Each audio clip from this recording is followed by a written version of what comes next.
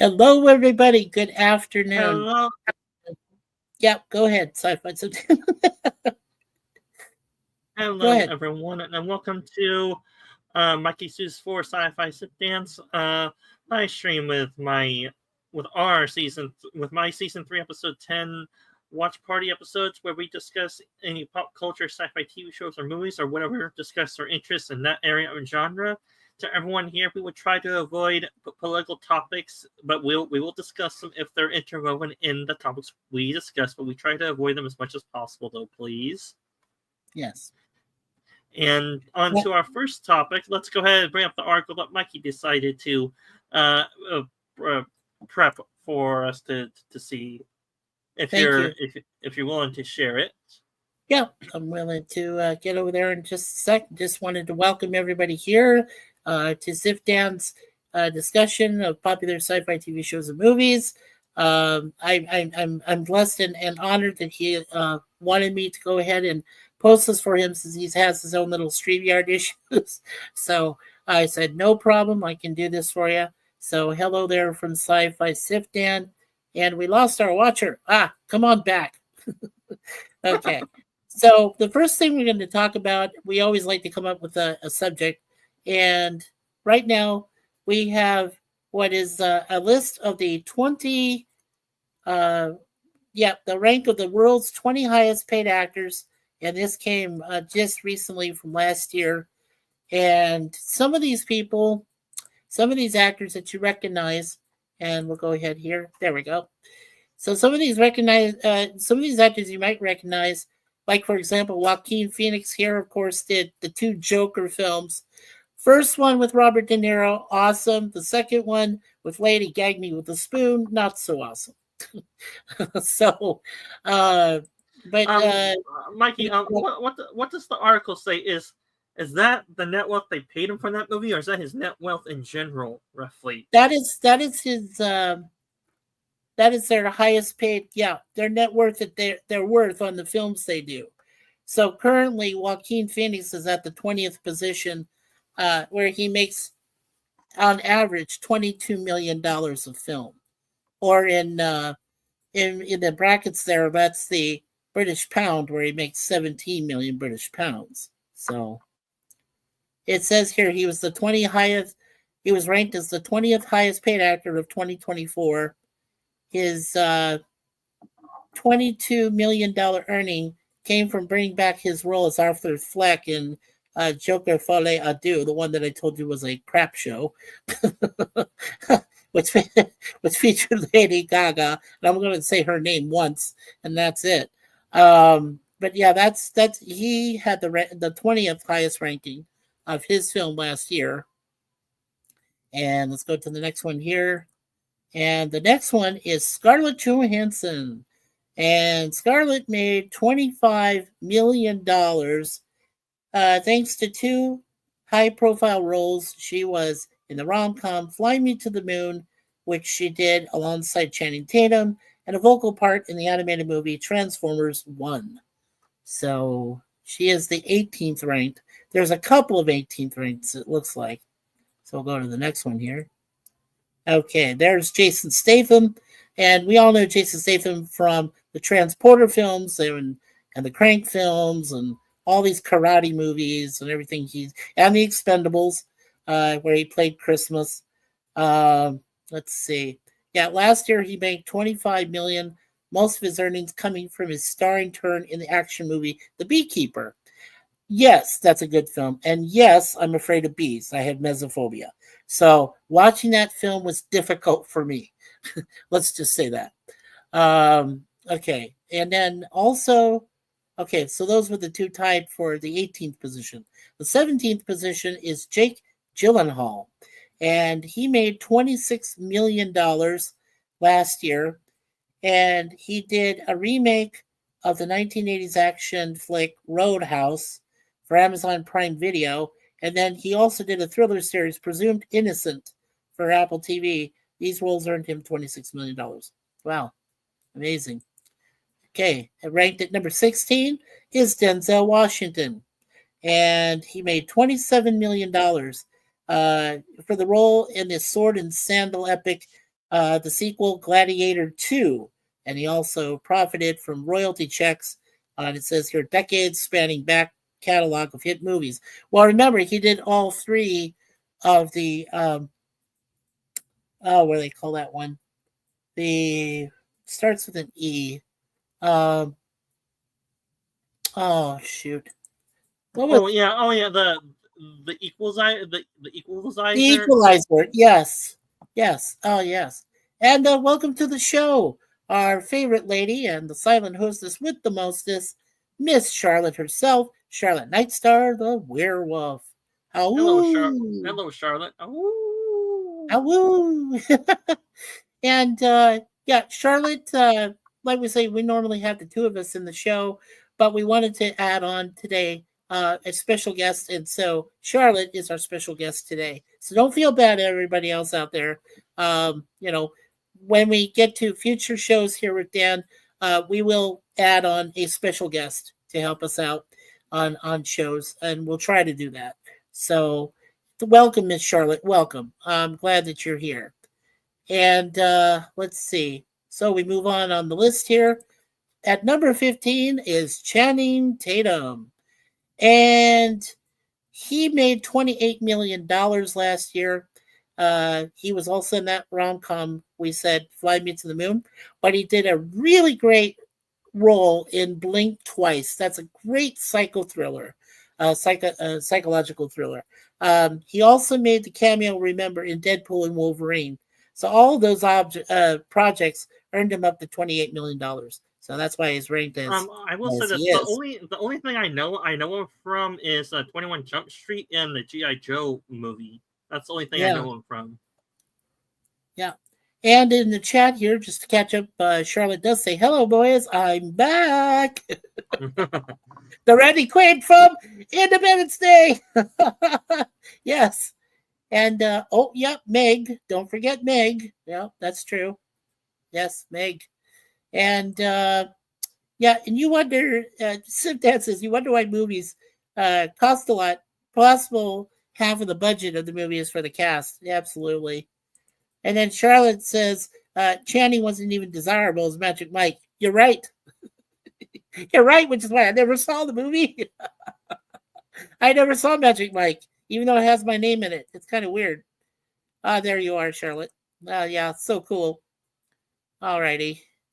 And let's go back here to comments and let's take a look at the next person.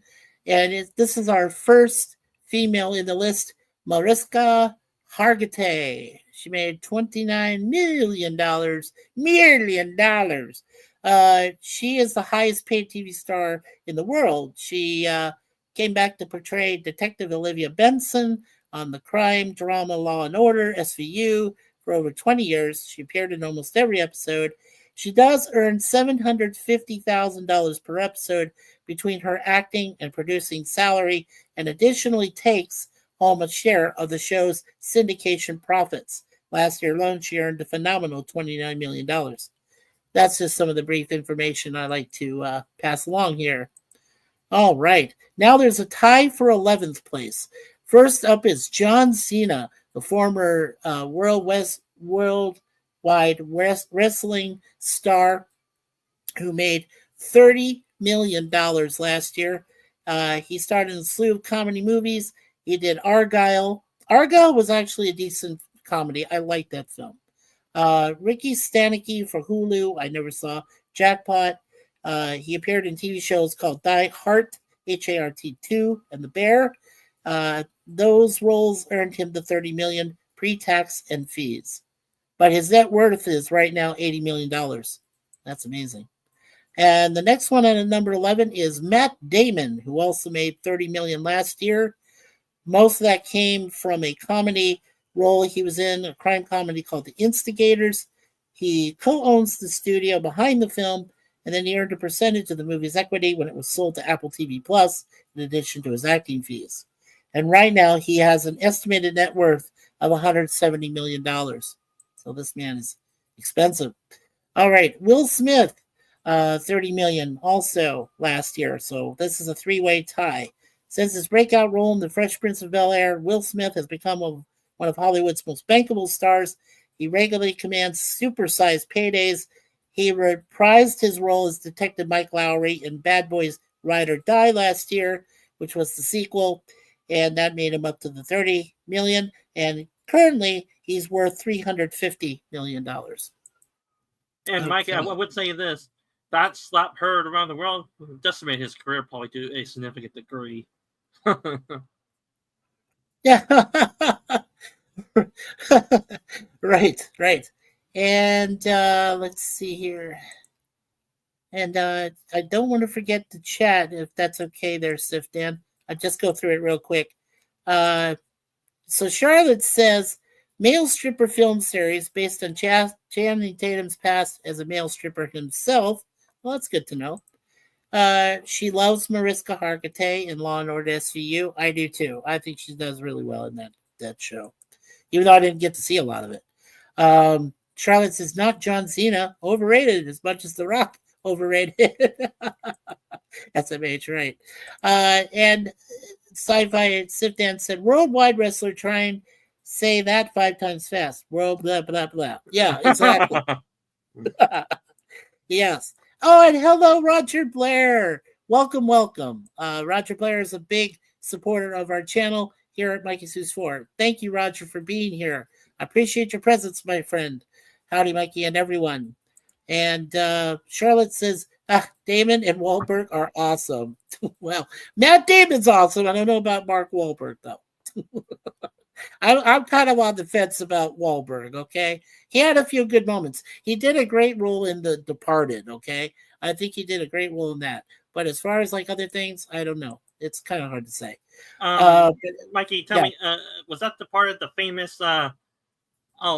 Night Shyamalan movie, or no. The Departed was a crime drama which featured Jack Nicholson, Matt Damon, among other people, and he was getting revenge, and because they had implanted a guy into the criminal organization, and of course when he got killed, he got revenge and went out and finished the job. So he was basically a finisher cop in that thing.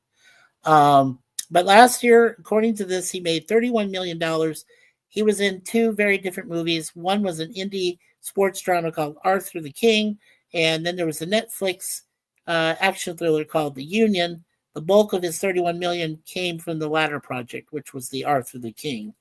And he right now, is famed for the roles in The Departed, and also he did the 2 Ted films with Seth MacFarlane playing the teddy bear. He's made a net worth of $400 million. So he's ranked 10th. All right. Number 9 is Adam Sandler. He made $35 million last year. He had a multi-year $250 million content creation deal with Netflix. He starred in the sci-fi film Spaceman for the Netflix people, and he currently has a highly anticipated Happy Gilmore sequel coming in the works. And right now, his estimated net worth is $440 million. Adam Sandler. Wow, it's come a long way. All right, George Clooney. Of course, we knew him in Batman and Robin and other films. He currently made $37 million last year. He was in a family-friendly comedy called If and a spy comedy called Wolves, and that's where you're in the majority of the $37 million. He denied reports that he and co-star Brad Pitt were each paid around $35 million for the project. But insiders dispute the claim. It was definitely a for-profit endeavor for Clooney, and currently his net worth is $500 million today. So, alrighty. And number 7, our next lady on the list is Nicole Kidman. She made $41 million. She was in the R-rated drama Baby Girl. I never saw it. The rom-com A Family Affair.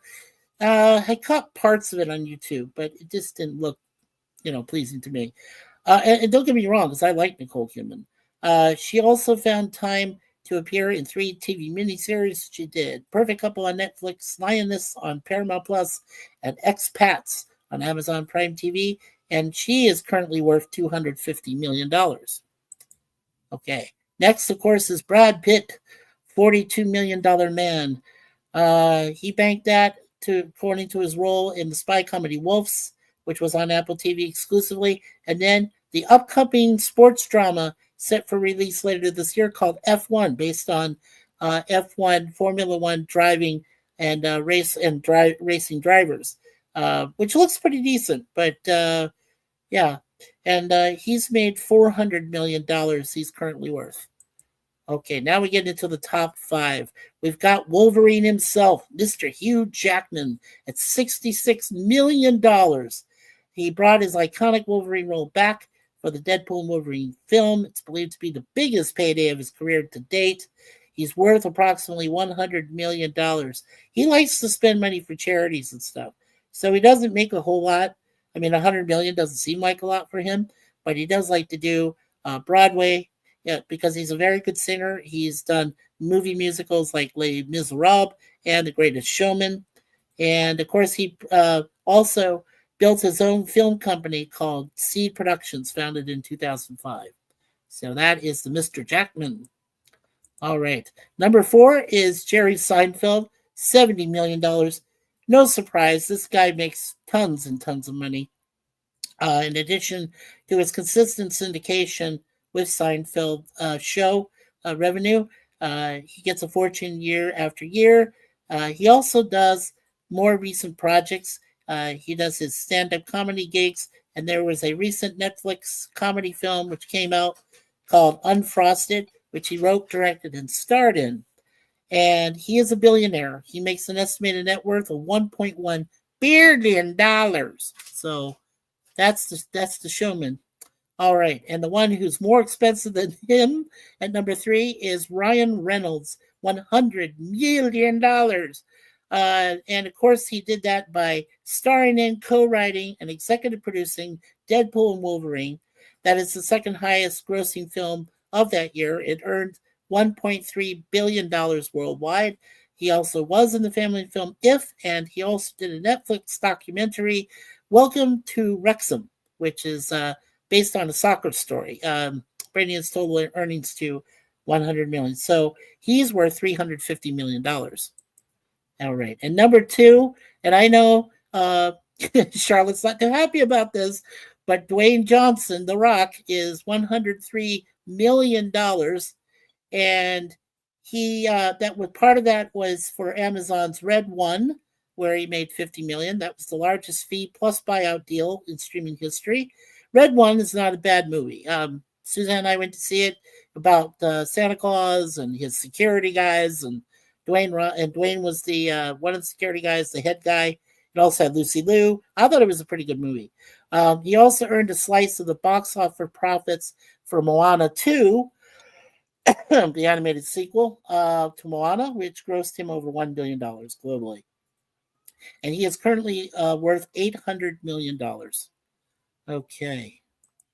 All right. So before we reveal number 1, let's see what else we have here in the chat. Let's see. We have Charlotte saying Damon and Wahlberg are awesome.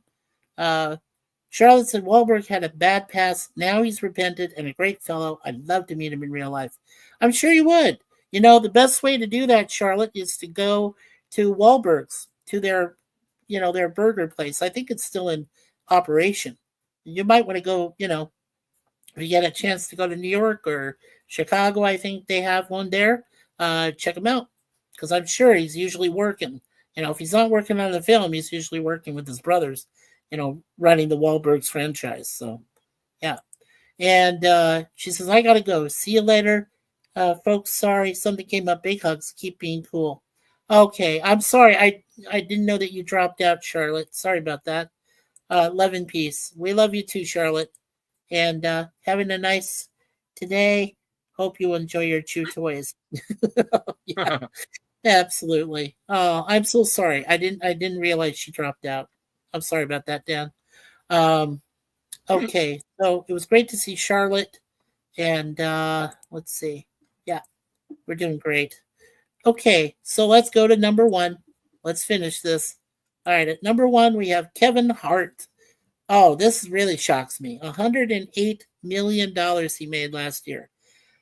He was in he was in different multiple projects. It says across different platforms. He was in the theatrical release of Borderlands, the Netflix film Lift. He was in Die Hart, Hart 2, Die Harter, which was an Amazon Prime, and then TV show of Die Hard and Fight Night.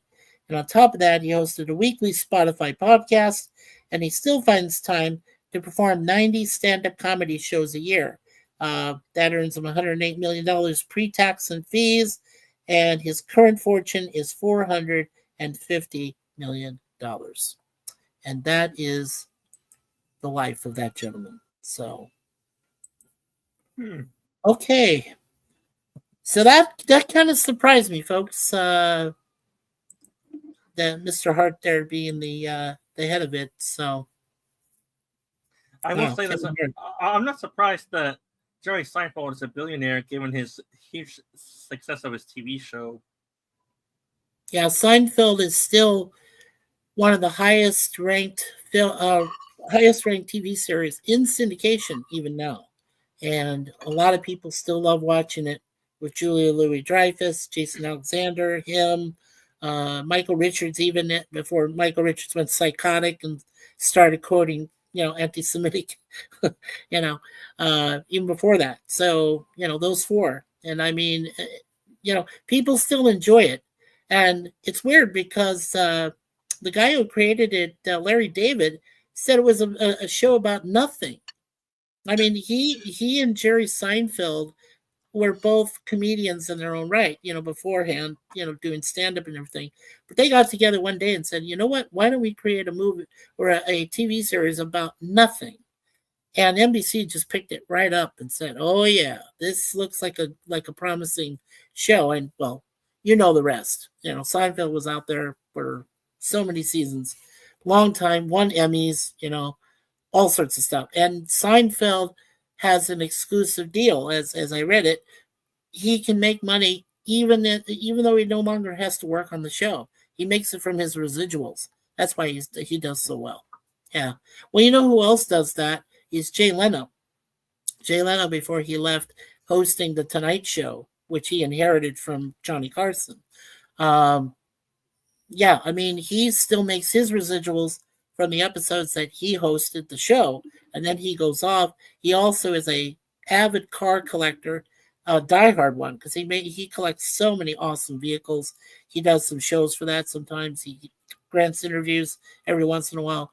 Jay Leno is one of those guys that's like right there with Seinfeld. I mean, knows all the tricks of the trade, knows what to do.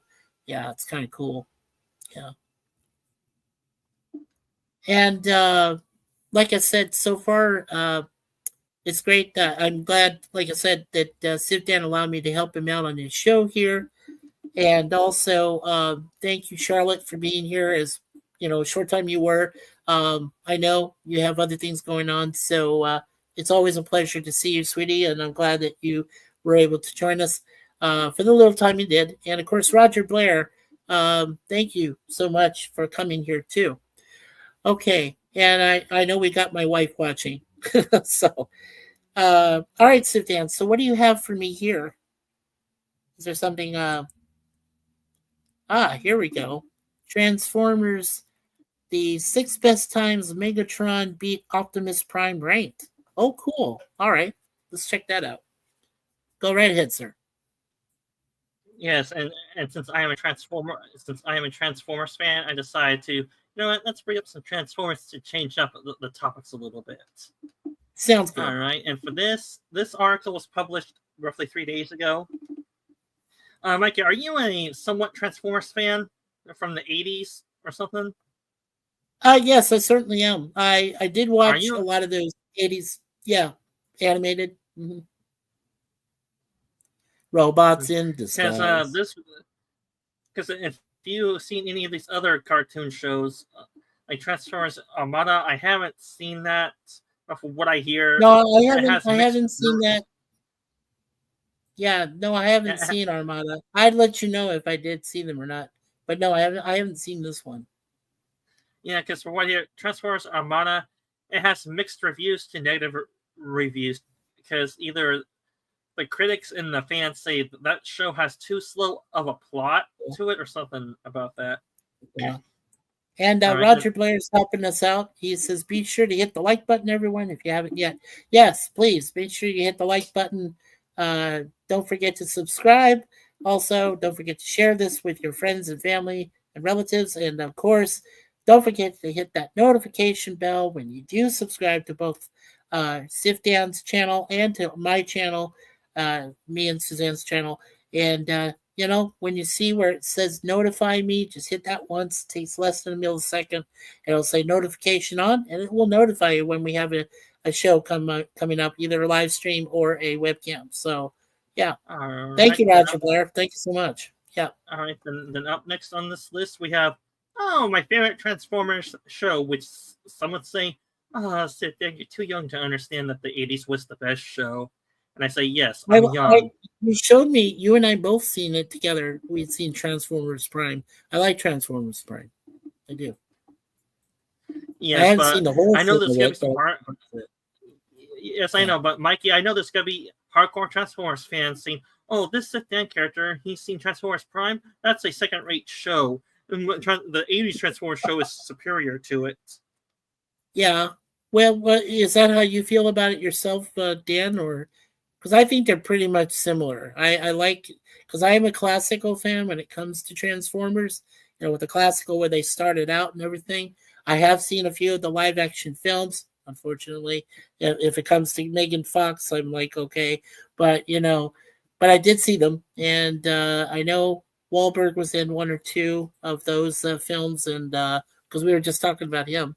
Yeah, like I said, I'm a classical fan, so I did appreciate some of what Transformers Prime brought to the table, and I thought it was very similar to what initially when Transformers was an animated series. I don't think that a lot of people today even realized that it was animated before it went live action. So yeah, I mean, yeah, I like Transformers Prime. I do. Well, I would say this, Mikey. I'm young, and you know how young I am, but I seen a few of the live action Transformers movies. The first one was okay, but I love this Transformers Prime TV show because I do. Yeah, because for me, true, it's supposed to be a kids show, but it's also a family show too because it does darker themes. It goes into some dark material sometimes in this TV show, very dark. Yes, it does. It tends to. Mm-hmm. And that's sort of what I like about family shows. Like, there are levels of entertainment. There are the kids that love it, and there are the adults that will find enjoyment too into it. Like some of these darker themes, they delve into war, conflict, and the diplomacy, and the G word to eliminate an entire race in season 3. Mm-hmm. And Roger Blair makes a good point where he says the original Transformers cartoon was my favorite. The Transformers, Beast Wars, and Beast Machines were good series as well. Yes, I totally agree on those, Roger. I do. I liked whatever I got to see briefly of those Beast ones. Yeah, they were pretty good. Yes, and this fifth pick, if I had to guess, was either the third or fourth episode of the mini movie that came out. And to clarify, if any of you have watched the Transformers Prime TV show, the season episodes are kind of mislabeled or misnumbered somewhat. So some would say that season 1 started with a mini movie. Others say it did not start with the mini movie. So the number of episode lists are somewhat confusing depending on which source you use. So sure. if you go off by the mini movie, this fight happened. Oh no. I may be mistaken. This fight actually takes place in the season 1 finale, roughly, where Megatron discovers that the planet killer Unicron is actually Earth's core right here. And towards the majority of this fight, Optimus Prime had Megatron on the back foot, but then Megatron was able to get a power boost by the Dark Energon, and he overpowered Optimus Prime. He beat the shit out of him. And that's why he's on his backside. Optimus Prime here is, and Megatron is on top of him right here. Oh, that's cool. Okay. Then up next, yeah, we have. Yep. Transformers 1, G1, your favorite show, Mikey. A 1v1 duel where Optimus loses. If the images they show is the one you're thinking of right here. Yeah, that is a great, those are some great scenes. Yeah, where he finally gets blown through with a big hole from Megatron. I remember that episode, and yeah, that was one of my favorite ones from the original series. Yep, G1. Yeah. Gee, Mikey, I hope I'm not triggering some bad memories from you watching that show with your favorite character getting blasted in the back, basically. Oh yeah, Optimus Prime. Yeah, that was tough to watch, but but the guy that voiced him uh, did a really, I think it was Dick Turfell, right? Because he was the one that did the robot in Lost in Space. So yeah, I think or whoever the voiceover was for him, but yeah, it was done well. And yes, it was hard to watch because Megatron is a bastard. He always has been. He was the one that tried to lead the rebellion on their home world. So yeah, and welcome to the And chat here. hey, Lemon. Hello, Lemon. Hello, Mikey, Dan, in chat. Sir Lemon Pie, and of course he says hello to Charlotte.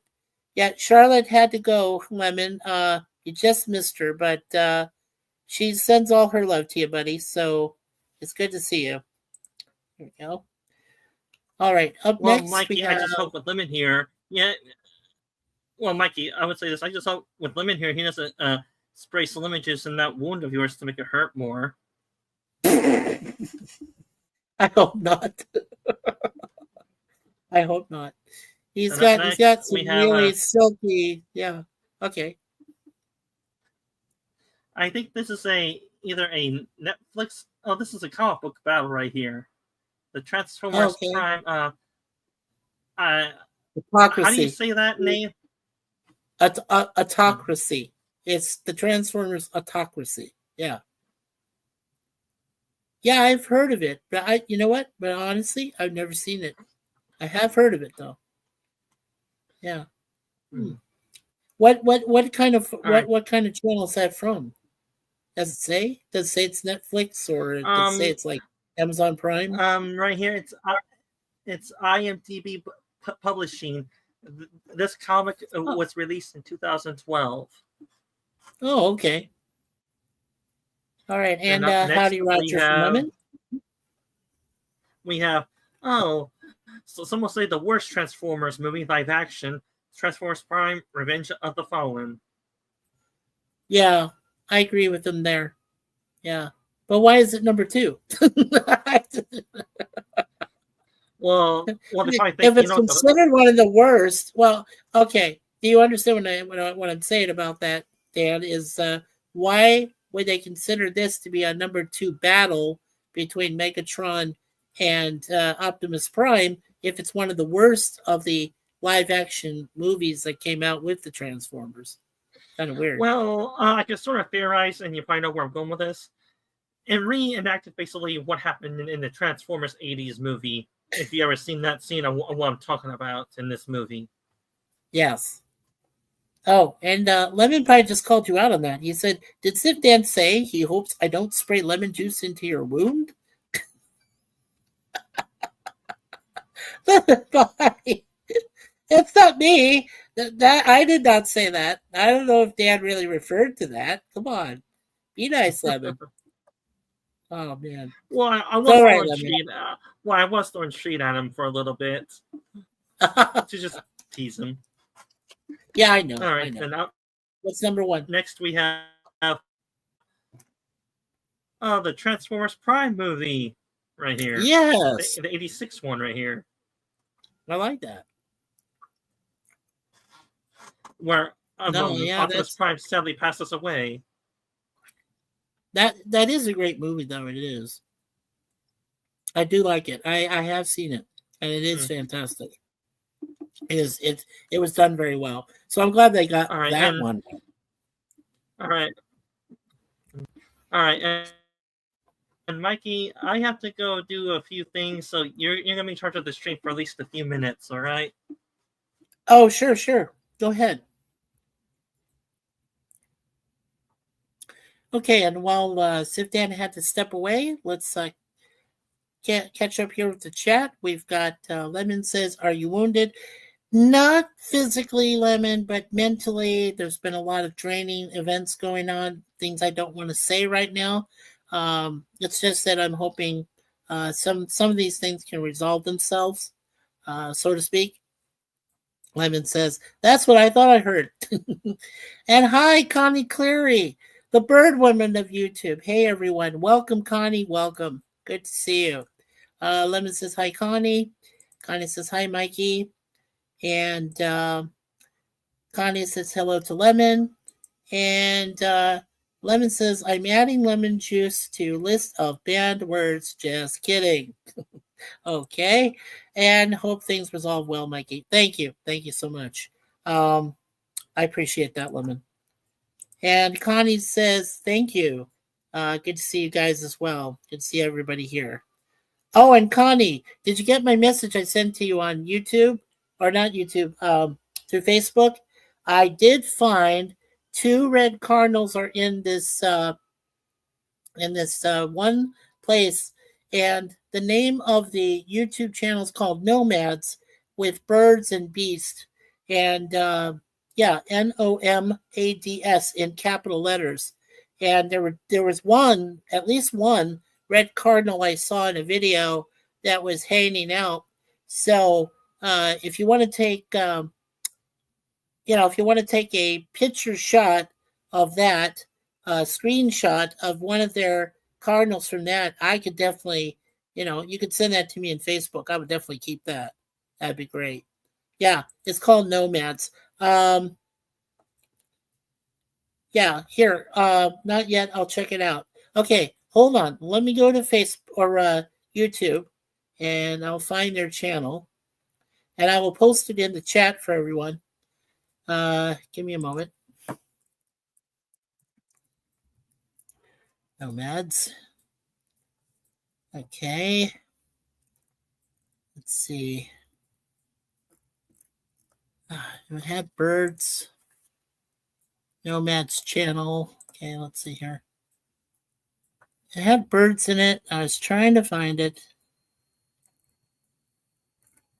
Okay, let me keep looking. I know I've seen it before. Let's see if they're live. Let's go there live and see if they're live. I'm sorry if I'm taking too long, guys. Let's see here. There it is. Yep, and I'm already subscribed. Okay, so here is the channel. It's called Nomads, Birds, Critters, and Comedy. And I will copy that and I'll send it to everyone here. I'll put it also in the backstage. Let's go here to yeah. Dan's had to step away for a moment. Okay. So that's the Birds Nomads channel. And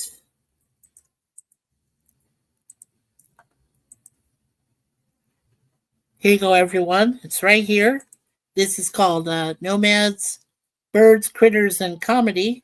And that's where I found the latest picture of a video of a red cardinal, which they're hard to find, especially up here in Canada. So I marked that for everyone. So if you get a chance, go there.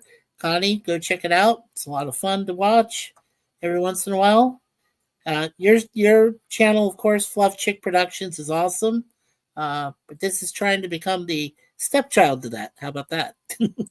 And then Lemon says, "Hi, Connie." And Connie says, "Hi, Mikey." Yep. And hi, Lemon. And adding the lemon juice. And we said that. Not yet. I'll check it out. Okay. Then we got howdy from Curtis Selby. Welcome, tired midnight blocker, and well met, Mr. Curtis Selby. Howdy, Mikey Sus 4. He says, "Wicked, I will try." Thank you. Yeah, absolutely. And Connie says howdy to Curtis. And Curtis says, hello, sci-fi Sithdan, lemon pie, and Connie Clary. And Curtis says, gonna be stepping away, but we'll have the song in the background. All right, my friend. And your wonderful dog as well. And yep, there's that. And then hi, Curtis from Lemon Pie. So very cool. Okay, so and Curtis, there we go. All right, so we're caught up on chat here. Very cool. Okay, so we just talked about the Transformers 6 best scenes from different movies and TV's animated series, which featured the battle between Megatron and Optimus Prime. And I'm glad that they made number one, the Transformers, the movie, as their top pick. So yes, very cool. And welcome back, Sithdan. How you doing, Dan? Pretty good. Decided to go to another article that was advertised. How well are you familiar with DC heroes? I'm fairly with DC. Yeah, I am fairly familiar with DC. So yes. So these are the 10 best. Alrighty. Well, then let's heroes go to the list. If you. Yeah. Okay. So these are the 10 best heroes currently retired. Okay. Awesome. Yeah. Yeah, they got too old. Their knees are crickety and their backs are killing them. I can't fly. Ah! I'm too old. I can't fly anymore. Okay. All right. Black First Canary. off, we have Black Canary. Yes, and Black Canary, by the way, she was prominently featured in the sequel to Suicide Squad Birds of Prey, which were ladies that were led by Harley Quinn, played by Margot Robbie. I never got to see the film myself, but I did catch it in bits and pieces on YouTube. They take scenes out of certain movies, and then they show them. So yeah, Black Canary is in that. Yeah, I'm kind of not surprised that she's retired. Yeah, she had a decent life before she got right. I'm sorry. Go ahead. And I will say this: it depends on which version. It depends on which version of Black Canary you're talking about. Because if you go to certain, I mean, it is comic book, so they can't have the character retire forever. So I would say the one that talking about is probably the one that got married with Harley with got into Birds of Prey with Queen Harley Quinn and she started a family with him, and she has a kid with. Right. Yes, so I think she's married to Green Arrow, aka Oliver Queen, and has a kid with him. I think he does. Oh, I see what you mean. I'm right, so sorry. Yeah, I see what you mean. Black Canary and Green Arrow. Yeah, that makes sense. Okay. All right, then up next we have, let's see here. I'm not going to try to pronounce her name. Chagula? Can you pronounce her name without butchering it, if you're able? Yeah, she's it's Chagula. I don't know anything of her. Well, no, I'm not that familiar with her, but according to this, it says that she's an alchemist of some kind. So she knows how to deal with chemicals, creating things out of nothing. She's a big, huge. You know what? I don't even remember her that well from the comics. I know that sounds sad, but Coagula, yeah, Coagula. I'm sorry, I said it. I mispronounced it. Yeah, it's Coagula. Yeah, Coagula. So she works with the blood of the mutants and stuff, and with people, coagulating blood samples, doing things like that. Like I said, she's an alchemist. Yeah, so. and I think she's on the list because if you actually go into the biography of her a little bit, you probably know why she's on the list too, roughly. Oh, cool. Which I don't even want to say that word because I don't want to Mosquito possibly struck down by saying that word. Oh yeah, yeah, right yeah, there. yeah. Don't say that. That'd probably be good. Yeah. Alrighty. And up So who's next up we next have there, Doug? Lady Blackhawk. Ah, Have you okay. heard of her? Well, yes and no. Yes, because she's supposed to be a former cop, according to what you see there. But it says that Lady Blackhawk never misses. And I know, I think I'm wrong, which is why I'm saying no, because I think she might have been friends with Deadshot, you know, from Suicide Squad. So I don't know if that's true or not, but it says that, there never misses. Well, she was one of the very few cops that always got her man or always got her the woman or whoever the criminal was. And if she had to wing them, by like just shooting their arm or leg or something to stop them, yeah, she could do it. She had the best shot. So I have a feeling that she had some relationship with Deadshot, the guy that was going All after right. Batman. But, yeah. All right. Then up next we have. Let's see here. Anne Lang, Superwoman. If I Now, said her name correctly, I probably didn't. yeah, Lana Lang. Yeah, from Laura Superwoman. Lang. No, Lana. It's Lana, Lana, Lana Lang. Yeah, she was in Oh. Smallville. Yeah, she was supposed to be the other girlfriend that Clark Kent met in Smallville before, and she was after he had met already Lois Lane. And unlike Lois Lane, Lana Lang uh, accidentally absorbed some powers. And I don't know if that was because of an encounter with Superman against another villain or not, but then she ended up becoming Superwoman. So So she's not an alternative version of Lois Lane. She's a whole new character. In other words, a whole new character, yes. Yeah, she actually was the rival. This sounds kind of funny.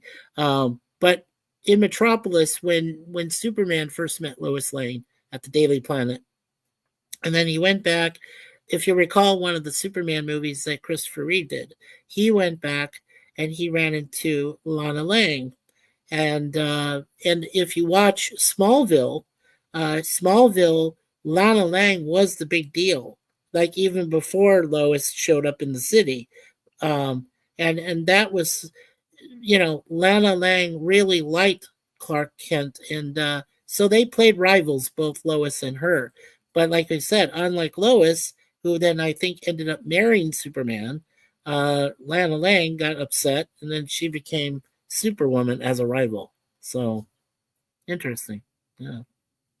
But I guess that she's retired now. They're not using her anymore. well, It'd be cool though, that yeah.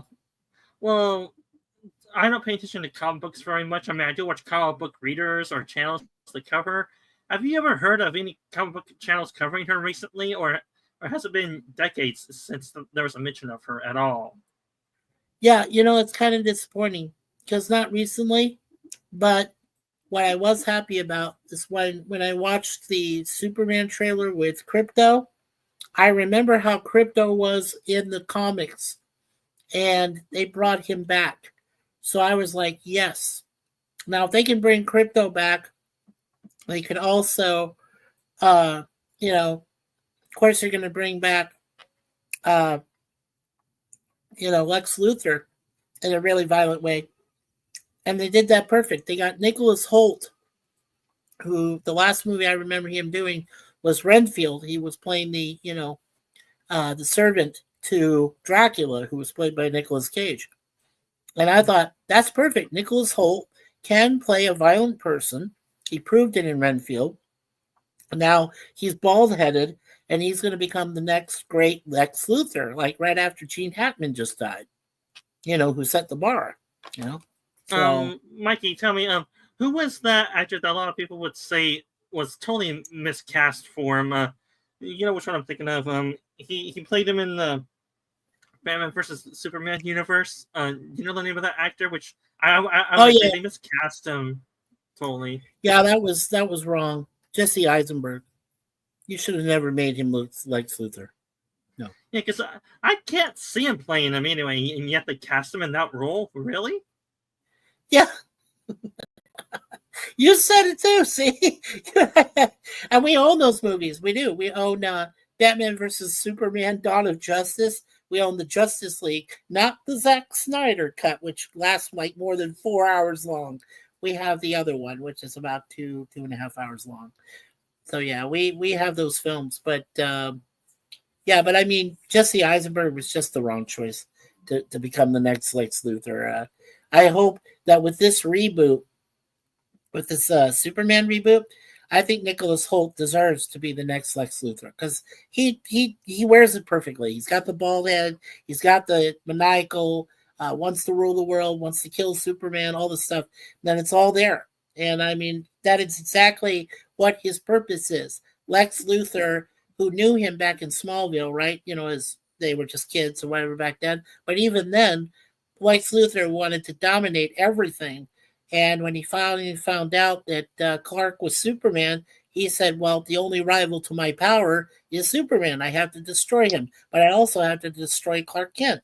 So, yeah, I mean, I can't wait to see Superman on the 11th. That'll be good. June 11th. I will say this from what I hear from comic fans and viewers actually seen the movies.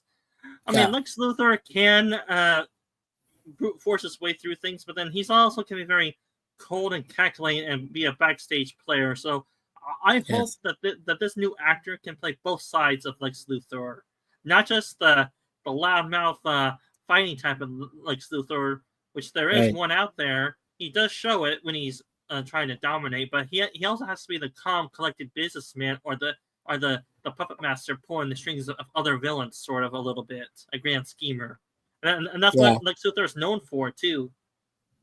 Sure. What I know, I just hope that this new actor can pull off both sides of that Lex Luthor. If not, if I would just act him to go a certain way of Lex Luthor, either the egomaniac that's not subtle at all, or go the other way, very calculating, calm, a shadowy figure where you barely see anything of him. He's like an omnipresent threat, or whatever you call that phrase.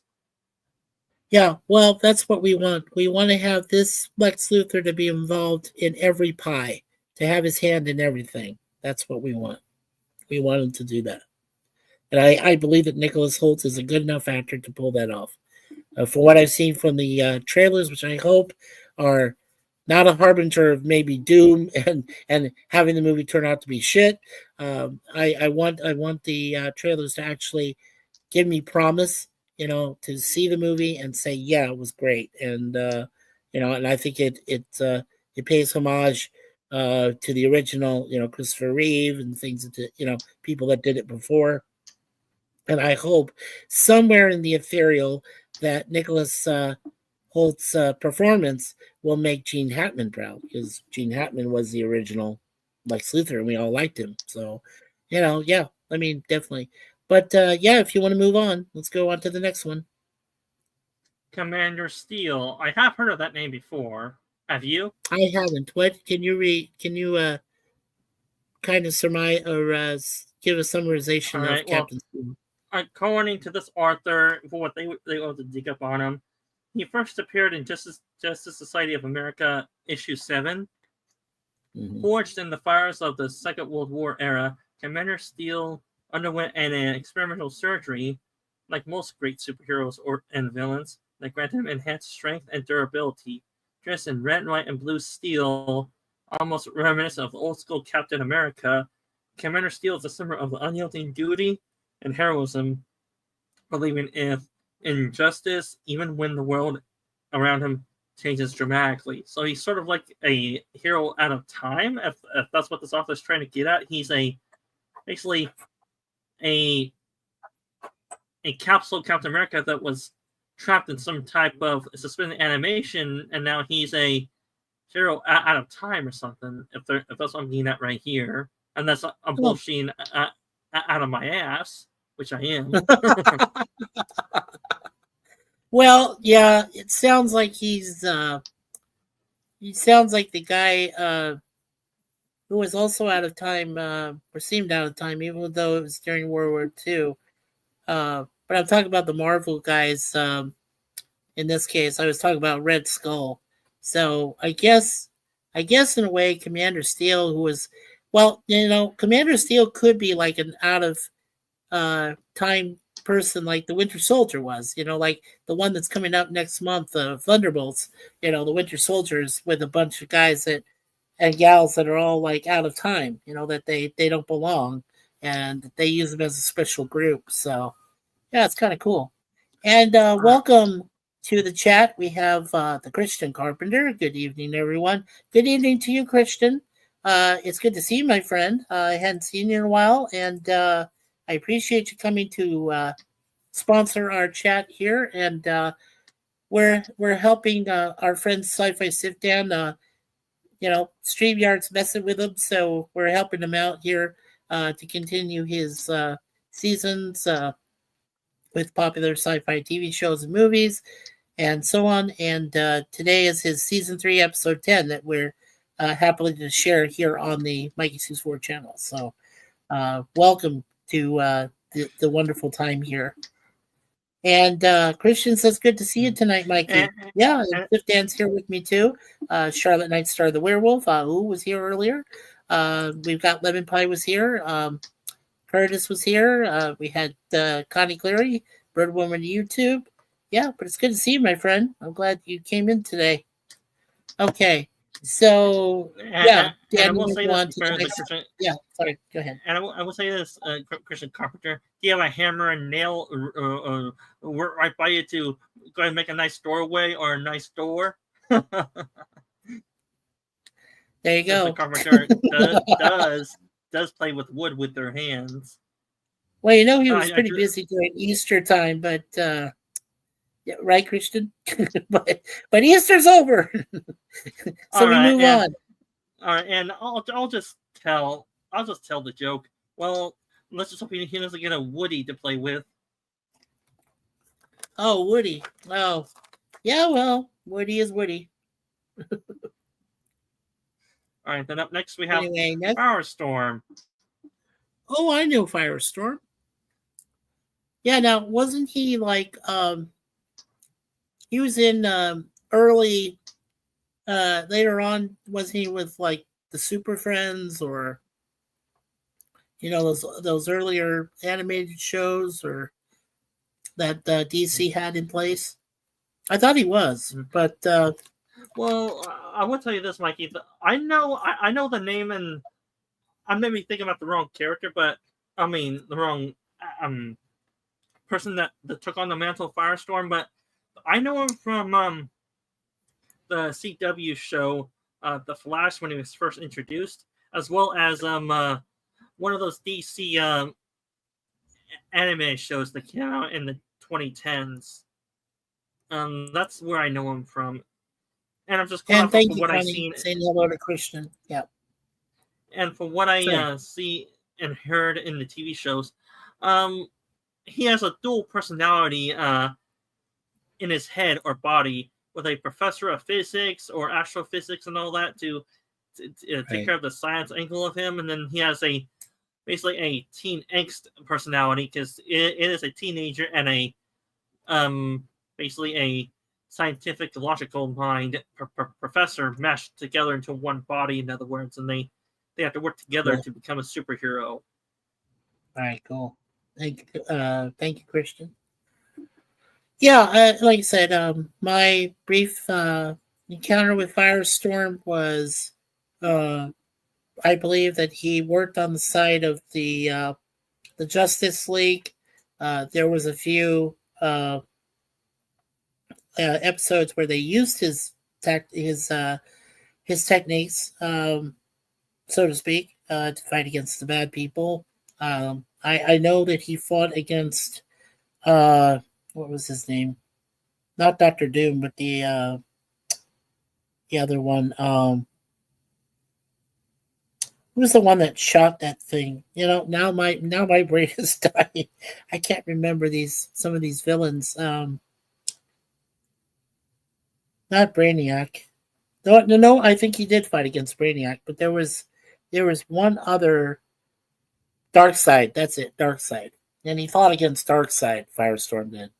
Um, yeah, that was cool. Yeah, so that's where I'm familiar with some of these matchups they've done, and some of the later animated shows had him go up against those major criminals, major villains. So yeah, very cool. All right, then up next we Next, have, let's see here. Oh, Arrowette. I haven't heard of her. Have you heard of her? I thought that Arrowette was the female version of Green Arrow. Or the female version That's of all Red I Arrow, know. I hear. That's all I know. Either she's like she is a relative of Green Arrow, like female relative, like maybe a sister or a cousin or something like that. But maybe more of that description will tell you. But that's really all I know about her, is that she has an affiliation with the Green Arrow himself from the CW. Well, So from what the author was able to dig up, there's no major hero character she is related to besides her predecessor, her mother, well, thank you, Curtis. Miss Archer Annette, which earned a place in the DC roster. Her skills with the bow was only matched by her fierce heart and compassion, which resonated with fans throughout her run in the universe. Right. After the mission that pushed her to the emotional brink, Arrownet retired from saving the world. She vowed to never put on a suit again and engage in athletics. It's safe to assume that she is still kicking butt on a sports team somewhere. Well, more than likely. Yeah, yeah. All And right, then up. she might even be a part of the US women's archery team or some other thing like that. Yeah. All right, then up next we have Maxima. Yeah. Maxima. Maxima. Yeah. That name Now, sounds familiar.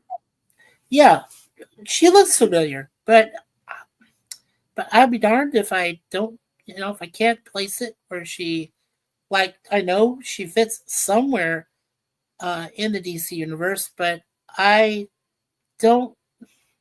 But she doesn't look that familiar to me, though. I mean, she does, but like, kind of like I don't even know. I think she's mostly meant for the comics, because I know she's never been in any live action DC stuff that I'm aware of. So, You know or what? even the CW. No.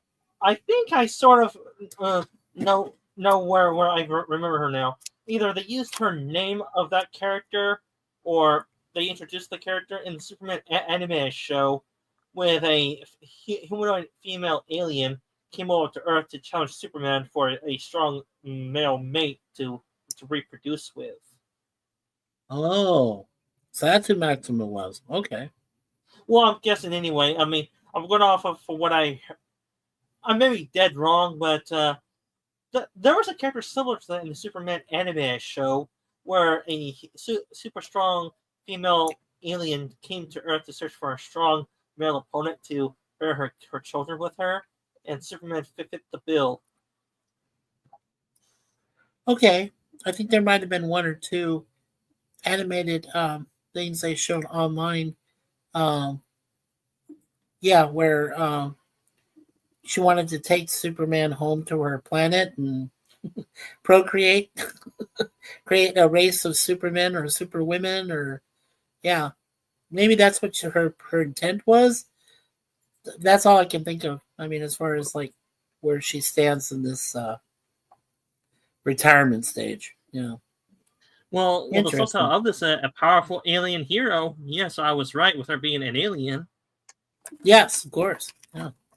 All right, Outside then. of the Next, we have Supergirl. one of my all-time Supergirl. favorites. Some would say the punching bag of the DC universe comics. But I love Supergirl. Yeah. Now this may be a rumor, and I don't know it for sure, so I can't really elaborate. But the rumor is that Supergirl will, to an extent, show up in Superman. Because if crypto is, we all know crypto is definitely going to be there. So if crypto's got to be there, Supergirl's got to be there. So I'm hoping they have a very good actress that plays Supergirl. Now I know Melissa Benoist, who played it in the CW, couldn't come back to do it because she's too old to do it. The lady who did it in the movie with what was her name? Um, oh shoot. Um, anyway, heck, Mikey. Why just cast Slater, the actress in Helen something? Slater. That's it, Helen Slater. So Or Helen better Slater yet, who played Mikey. her in the movie. I'm sorry. Or better Sorry, yet, I didn't Mikey. know. Why just hire the actress that played her in the '80s movie? But then she's too old for that too, though. That's what I said. Helen Slater. Yeah, which it's not a bad movie. But yeah, I mean, Helen Slater played her first, and then like I said, Melissa Benoist played her in the CW series, which is also good too. But yeah, they're both too old. So, like I said, the rumor I'm hearing is that she could be in it. Because I hear it from some of the comic book guys I talk to, like Apex Comics and so on. That's a rumor right now. Don't know it for sure. But I would really appreciate if she does show up. And if she does in the next Superman movie, I hope that she is a good actress that plays her. Because, yeah, I mean, like I said, I'm only familiar with the two that played her, Helen Slater and Melissa Benoist. So that was my experience. I will say this, Mikey. I've seen a few episodes of the Supergirl show that came out on CBS, and then later was it animated? Was CW. it animated? No, yeah. it's the one you're talking about with Alyssa. Oh yeah, Melissa Benoist. Yeah, Benoist. Yeah. Mm-hmm. Yeah. I mean, how should I put this? I found that TV show cringy as hell. It was cringy. Maybe cringy in some parts. Yeah, in some parts it was, but I like the parts where she got together with the other CW, heroes. Those were fun. Now those were fun moments when she got together with Arrow and Flash, and yeah, so good stuff there. I mean, how should I put this? They hammer the political agenda in the show. Girl power, feminism, strong female leaders, all that bullshit. It's like, okay, stop hitting us over the head with that bullshit. Yeah, because I take it the creators really wanted a certain political candidate to win president in the 2016 election, but they failed. So they put a power fantasy in this show. Yeah, of course, yeah. Well, I know when it started to get too apolitical. Yeah, that's kind of when it went by the wayside. Yeah, I didn't feel badly then because I said you're just throwing in too much political jargon, and of course that some people say that Supergirl was the first vestiges of wokedom, like the point where we were starting to get woke and beginnings of woke. They said that was because of Supergirl. So I believe me, Melissa, I think she got a bad rap about it. I think it was probably because of the writers, because usually the first people you really should blame is the writers, not the actors or the actresses themselves that are trying to put your stupid script together. So, to make it work. So I would say it'd have to be the writers for sure. But hey, maybe we're all glad that she retired. I mean, I would say that the actress that played her, she is cute. She is. Yeah. Then up next we have James Gordon. The commissioner of Gotham City. Yeah. Gotham City. Nah. Remember that song? I want to jog your memory. Do you remember a song that was called Gotham City that R. Kelly sang? Do you remember that? If it was part of the anime show, probably not. No, it was actually done on his own. R. Kelly remembered all the times that he watched animated Batman series, in the 90s and some of the Batman films. And so and some of the old time Batman, he watched some, of the repeats of the old Batman 1966 series, among other things. And he watched Super Friends, and he learned about um, all of that in Gotham City. So he just came up with a song called Gotham City. I'll find you the video for that sometime. But it's a pretty good song. I don't think it was bad. And we're all familiar with All James right. Gordon Well, because, yeah. all right. Well, that roughly concludes the articles I'm on the show. And if Mikey wants to talk about any Star Trek or Star Wars topics right now, if they jog his memory from what we discussed earlier today, I'll let him try to bring up some topics on that. Okay. Well, earlier today we talked about the possibility of fan films becoming canon. And what we learned recently was that my friend Jay Aldridge had found out, and I did some research background to verify, and it was verified. Paramount Plus had taken the two fan film series, a group of 10 episodes from one, which was a man named James Cawley. They took his 10 episodes and declared them officially Star Trek canonical. And then they talked to Vic Mignogna, who went on from Cawley's initial direction, and his series was Star Trek New Voyages. Was supposed to be Phase 2, which is what Roddenberry, if Gene had been alive, would have pursued. And he, like I said, he did 10 episodes, and then Vic Mignogna went on his own and recreated the studio, and he did basically what most consider the final year in space, because where Cawley's 10 episodes is considered the fourth year in space of the original Enterprise NCC 1701. The series fan films that Vic created, called Star Trek Continues, basically continues the voyages of the original Enterprise, using some, pretty good, well-trained actors and actresses to reprise the older cast. Couldn't do it much anymore. And they basically, the 11 episodes he does, because the last one is a two-parter, those basically tell the last year in space that the Enterprise has before they come back. And the last two-parter, which is called The Boldly Go, the end of the second one actually leads right to Star Trek the Motion Picture.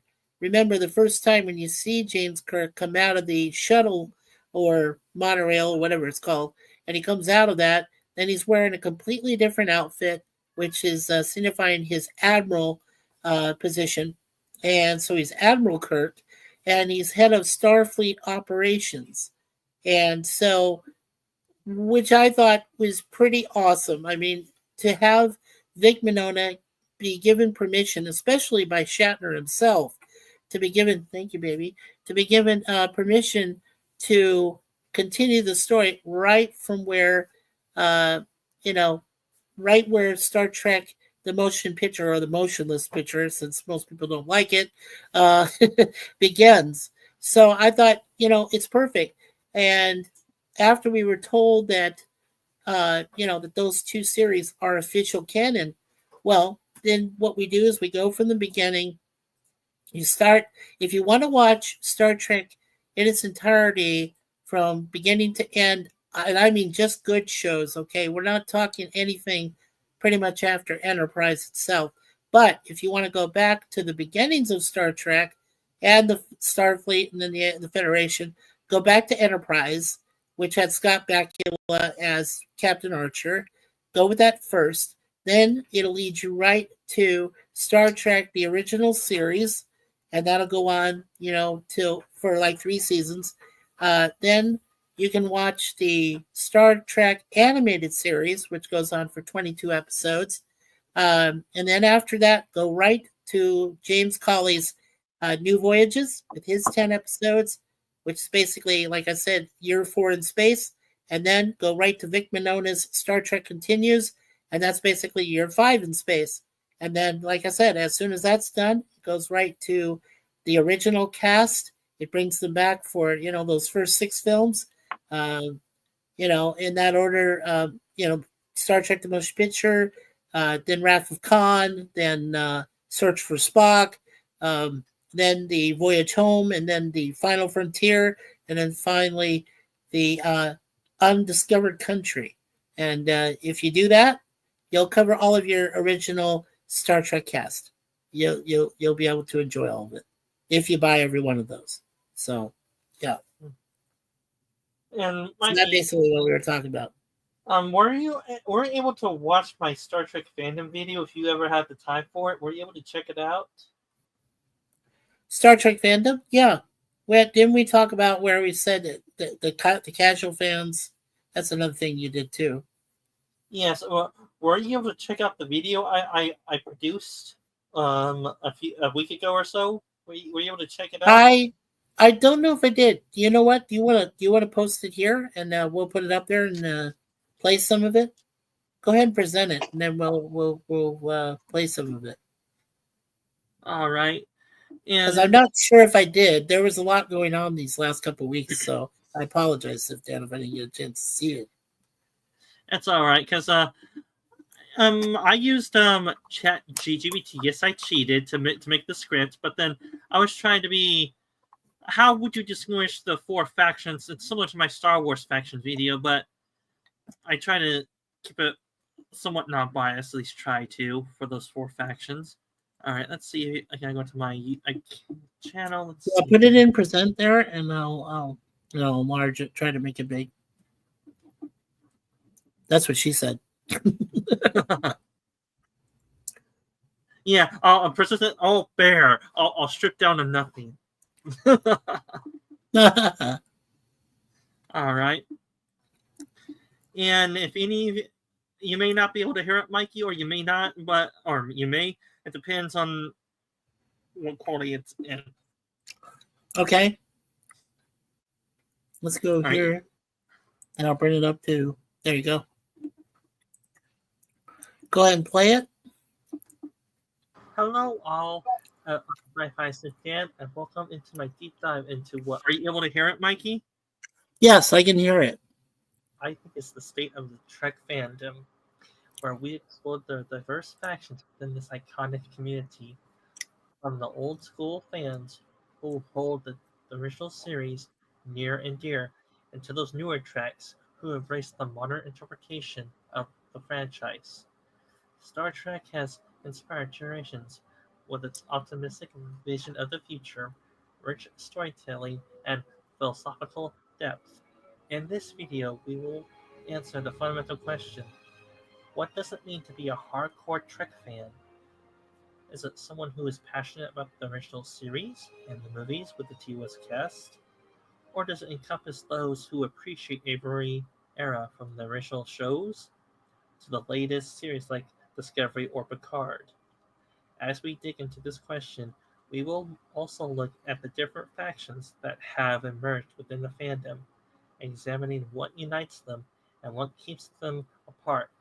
So, whether you identify as a hardcore Trekkie, a casual viewer, or perhaps a fan of the J.J. Abrams era reboot, stick around as we break down the Trek fandom and explore what truly it means to be a dedicated fan of this legendary franchise.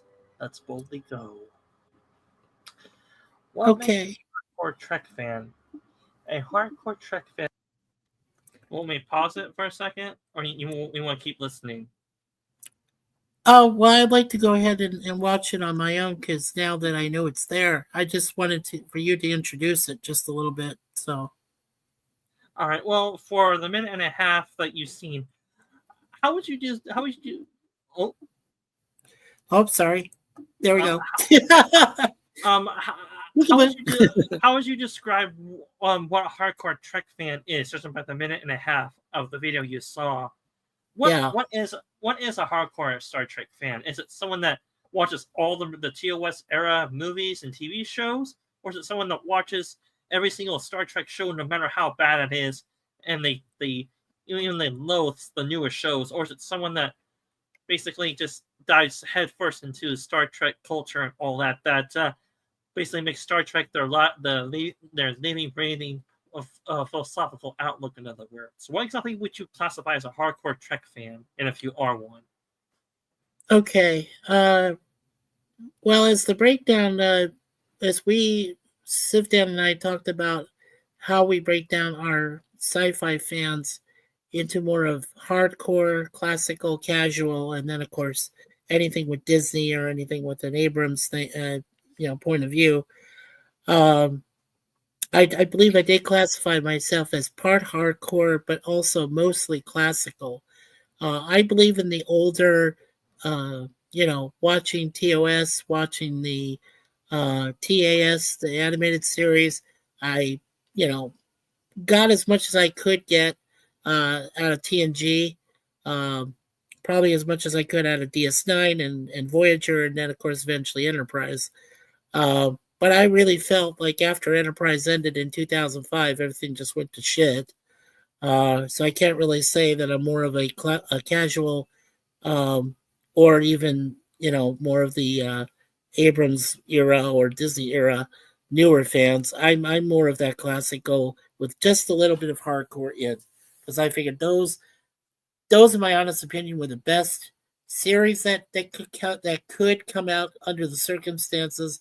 Yeah, some of the early, like some people say, like the first season of TNG was crap.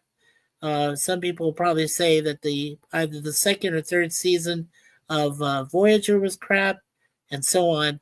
And I would say, well, I got the most I could out of each of the series, and I don't think that overall they're a piece of crap or shit or anything. I think that they're actually decent series, and even Enterprise, didn't it lasted for what 4 seasons, but it didn't have a lot of a lot of good stuff in the first couple seasons. But then when you started talking about the temporal Cold War and the 30th century, and that kind of came up to it, and then you had Zindi, and you know, and this was just showing you the series was just showing you how you could create a Star Trek universe from its beginnings, its early beginnings, and then lead right to, eventually getting into Pike, and then leading up to the original cast. So I like that. Some of the newer series I could never get into. I don't know why, and I'm sure there was at least one or two that I'm aware of that did fill the gap between the last of Enterprise and the first part of TOS itself, according to the chronological timeline. Um, but yeah, I never got into those shows. I know my shows. I mean, I know my series that I enjoyed the most, and that was that. I mean, after that, it's just 20 years is a long time for them to produce nothing but crap. Yes, All that time. and you know where my stance is with this Trek fan and where I stand. I'm going to say it again. I deep down, I'm a classical fan of Star Trek. Deep Yes. down, I'm. That's not. I'm not. Well, the majority of me is a classical Trek fan. I say I'm the minority. Well, there are two minority factions in my heart. The main one is classical. The other two minorities are hardcore and casual Trek fan. Those are my other two minorities in my heart. So I Mhm. can't see the hardcore viewpoint on Star Trek, since I love the TOS movies, Yes. and I am a casual fan as a well, I am a Star Trek fan, a Star Wars fan first. So I never really got into the philosophical aspect of Star Trek. I mean, we can't talk about it, delve into it for hours, and we could go back and forth on it. And you know where my stance is on that philosophy of Star Trek. I'm more on the pragmatist side of that. I'm not the naive optimist that Star Trek points out. They're optimists to the point of naive. And well, beyond that, I'm more of a classical. The majority of my Star Trek experience is a classical fan. The majority, I would say, at least 40% of me is a classical fan, and the other minority is split between hardcore and casual Trek fan. Yeah. And I believe even fans like ourselves will all agree that J.J. Abrams like the evil Svengali, if you know what Svengali is, who he was, yeah, practically destroyed both franchises. He decided to go into an alternate Kelvin universe with the Star Trek franchise, almost buried it to its pretty much to its grave. And then he decided, oh hey, since I destroyed one franchise, let's go after another one. So then he went over and did the same thing to the Star Wars franchise with episode 7, 8, 9. I'm like, dude, leave things alone. Yes, and Mikey, I would tell you this as a classical Trek fan. I can Yeah, debate pretty good with hardcore Trek fans and my fellow classical Trek fans, even though yeah, it's not my main franchise. So I can spar pretty good with my fellow classical and hardcore Trek fans if they want to delve into the philosophical aspect. You know, sure. I may not agree fully with Star Trek um, ideas or philosophy. I may not agree with it all the way. I can't spar with them to an extent, and they will enjoy it as much as I will with them. But it's not Yeah, my main area of expertise. Like, if you ever watch the video of what a classical fan is, the majority of it is like they watch the movies and the shows mainly. They don't delve into the Star Trek higher ideas very much because they're mainly of a TV show or movie watcher. I mean, but then by that definition, you could call them a casual fan. But they will have philosophical debates with their fellow classical fans or hardcore fans because they do know enough about Star Trek to spar with their fellow Star Trek fans on those ideas, and they can give pushback within those factions to give their viewpoint either be good, bad, or somewhere in the middle, either highly optimistic or very pragmatic on their end.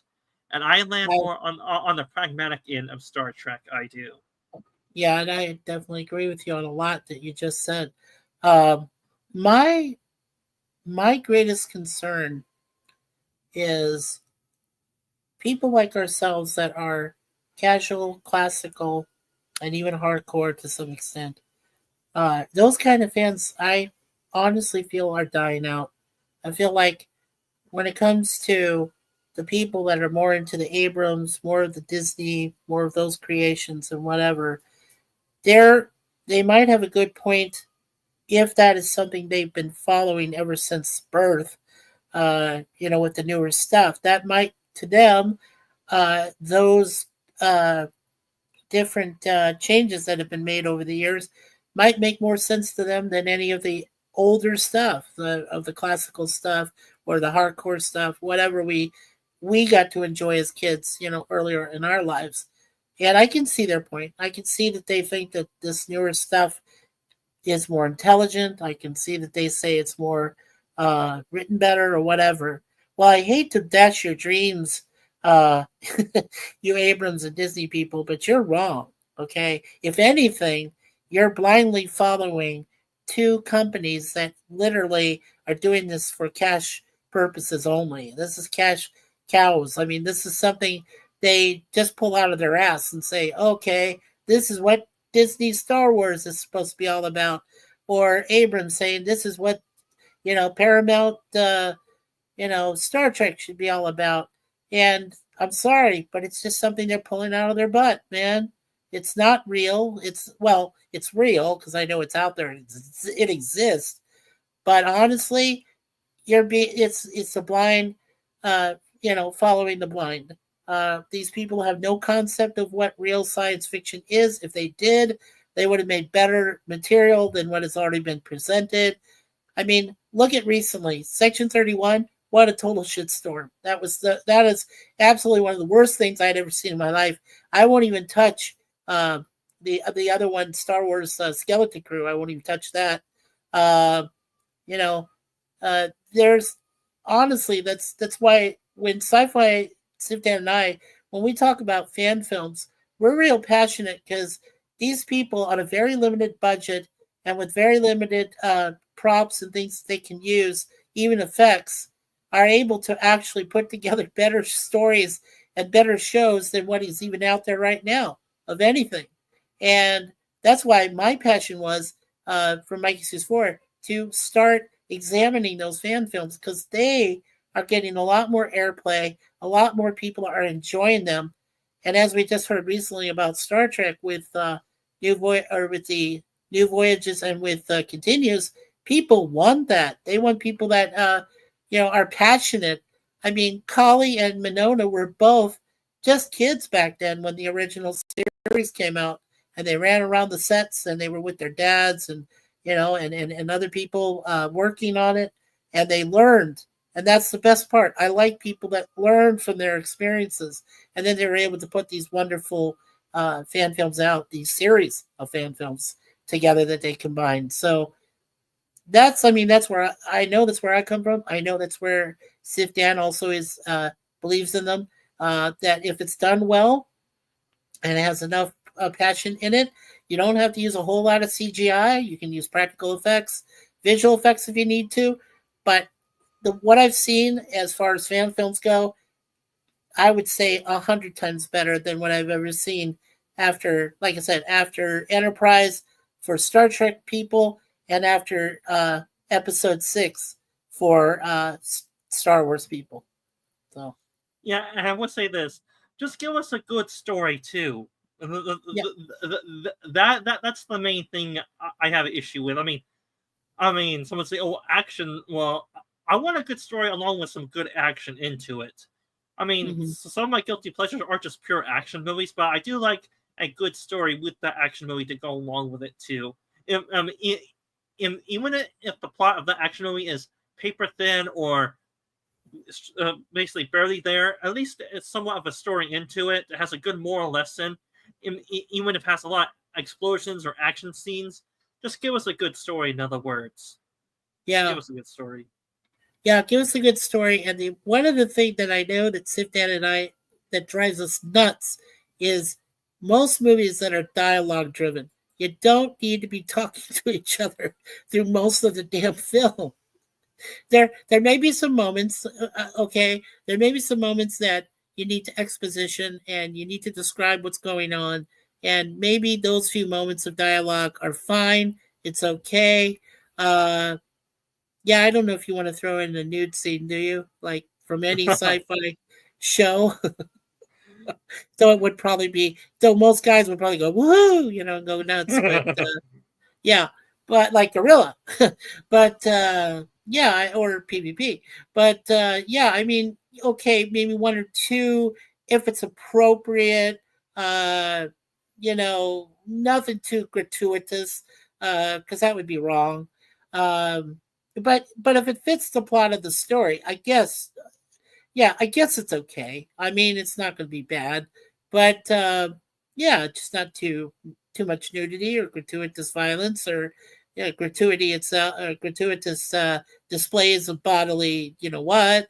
Yeah, I don't think so, but yeah, but I mean, otherwise, uh, yeah, it's got to have good plot. It's got to have good thought behind it, some good storyline.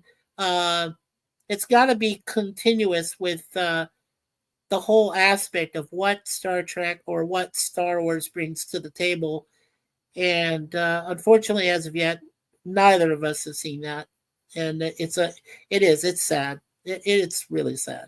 Well, I will say this, Mikey. From what I've seen or heard, like I've seen episode 2 with Star Trek Discovery with you know, one of the YouTubers that you have a strong disagreement with. I found the first few episodes of Star Trek season 5 Discovery Yeah, boring as hell. Actually, it's just boring. That show yeah, is. it is. I watched the first three. I like I said, I can vividly remember the first time I got to watch Discovery.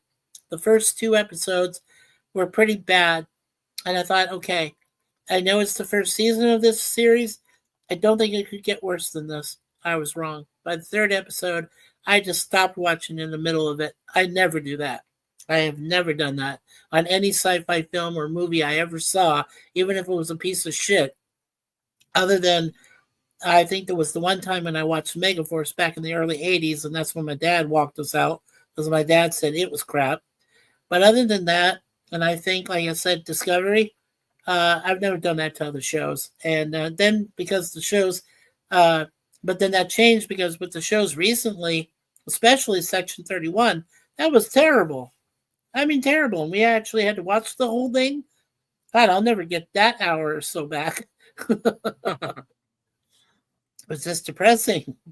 And I will Yeah. say this: the only thing that Star Trek is, if you call the new stuff Star Trek in name only, it's just pure melodrama. I mean, I knew Star Trek was always sci-fi drama or drama in general, but Yeah. these new writers, they are soap opera level writing and acting. I mean, what the hell is this? This is not Star Trek. It's just soap opera bad acting or writing. It is. What the hell happened to these writers if they're even to be called writers? They're not sci-fi writers. They're soap opera writers. Just what's going on with the quality of writer nowadays? What's going on? Yeah, I don't know. And I'm sure you've seen uh, trailers of the next season of Andor, right? For Star Wars. And I was like, this ain't Star Wars. This isn't Star Wars. I'm sorry. No, this isn't Star Wars. Well, I The would say Star this, Wars Mike. I remember, yeah, I said, Well, I would say this, Mikey. Andor season 2 has been out for about a week or so, yeah. and I would say, one scene in particular is causing controversy across the internet. Some would say Oh, it's yeah. some would say it's too adult or too way dark to be in Star Wars. I mean, Uh, and it's where it's an attention grape scene.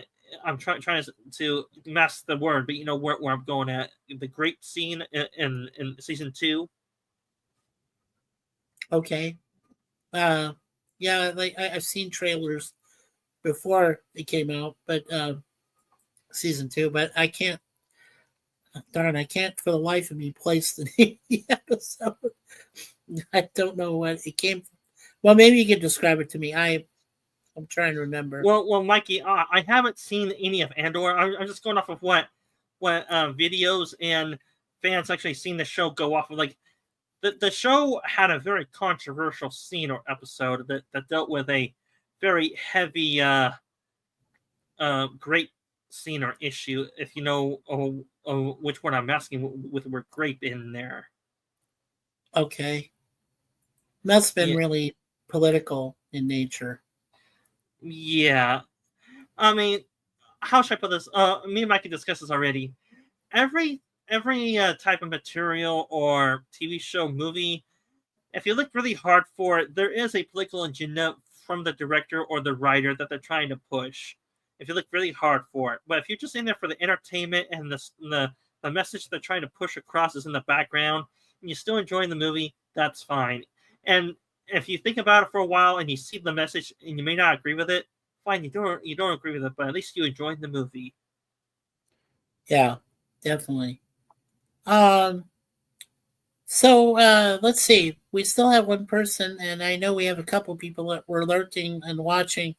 Uh, I guess we should go ahead and start wrapping it up. But before we do, uh, if any of you in the chat can think of a sci-fi related issue, anything you've seen recently, uh, you know, Sithdan and I can both address it in our own way and tell you what we've heard or what we've seen. So if anybody wants to drop in there in the chat, what you something you've seen recently and you want a question about it, and to see if we have seen it or if we've taken a look at it, we'll wait a couple minutes, for you folks to respond. If not, then we'll go ahead and we'll close it out for tonight and say our goodbyes. Um, let's see. There's something else I was thinking of, and I'm trying to place it. Uh, okay, Star Trek, so Star Wars, Battlestar Galactic topic that's trying to jog your head, trying to jog your memory. What are you trying to think of, Mikey? Trying to help you out right here. Star Trek, Star yeah, Wars, Battlestar no, Galactic. I was thinking. No, I was actually thinking of the trailer I've seen for Fantastic Four, and I know that I've seen uh all that. Well, the initial Fantastic Four movies. I saw the Roger Corman movie. I think he did one. Um, yeah, he did one, and then there was like a couple others which featured Jessica Alba and Eoin Gruffudd, and of course an early Chris Evans who played Flame On. and then of course the guy from The Shield, can't remember that actor's name, but he played the Thing, and I remember those. And then there was the reboot they had with Michael Glover, who was Johnny Storm, and uh, and that didn't do well either. And I was like, okay, did they just? I mean, my question to you, Dan, is why would they put out another Fantastic Four? And not only that, why in the heck would you decide to put Robert Downey Jr. in a position of being the criminal, being Victor Von Doom, being Doctor Doom? And I was like, why? I mean, there wasn't anything that looked appealing to me other than, like I said, I think, Robert Downey Jr. might play a pretty decent villain, but other than that, the other four just didn't inspire any confidence in me. What's your view on that? What's your take on that? Well, I would say I haven't seen the Fan Four Stick, as fans call that 2015 abomination, which it probably is. Yeah, And then, oh, what was that? What's the low budget one that I'm thinking of? Was it the 80s or 90s that movie came out? in the 80s, it was Roger Corman. Well, I can look it up here. Give me a moment. I'll take a look at it on the IMDb backup information here.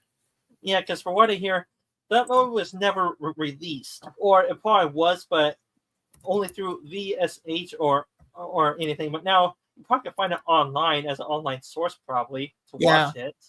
Okay, so the new one is featuring Pedro Pascal and Vanessa Kirby. Then there was the Fantastic Four. Excuse me. The Rise of the Silver Surfer in 2007, which had Yoann Gruffudd, as I said, as Mr. Fantastic, Jessica Alba as the Invisible Girl. Let's see. Okay. Oli Sassoni did one which had it featured Alex Hyde White, Jay Underwood, and Rebecca Staub. That wasn't done very well, that one. Let's see. Trying to find the one that Corby did. Corman, sorry. Roger Corman. I call him Corby. Why did I call him that? I have no idea. And the one that's coming up is called Fantastic Four First Steps. That's the one with Pascal and Kirby. Let's see. Let's see here. I think this might be it. Let me take a look. Okay.